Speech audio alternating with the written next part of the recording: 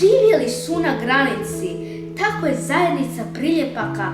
Brzi su zvali svoje mjesto, svoju stijenu koja je graničila s drugim, potpuno drugim svijetom i oblikom života.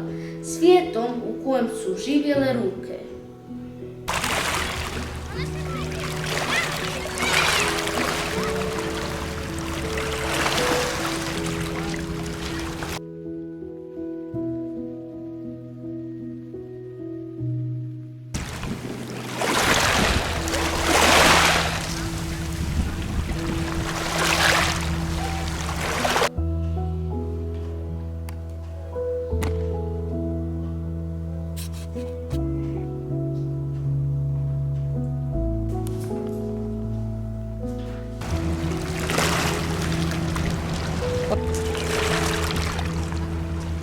Finka Fin, što radiš?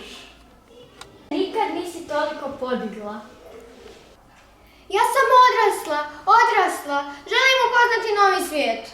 Željela sam da budemo ruke. Da ne ubijamo, ne jedemo i ne proganjamo. Nigdje ne stoji da se ubija kako bi se moglo živjeti.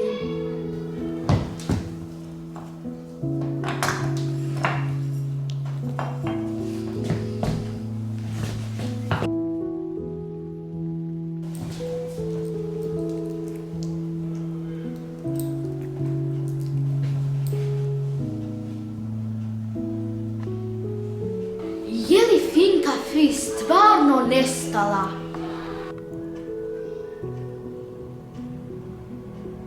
Visila je na lijepom lančiću kao da je bila živa.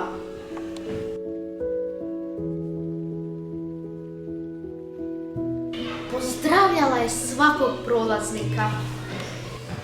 Kako imaš predivan privjesak. Postoji svijet koji prašta i koji živi i onda kada nije živ.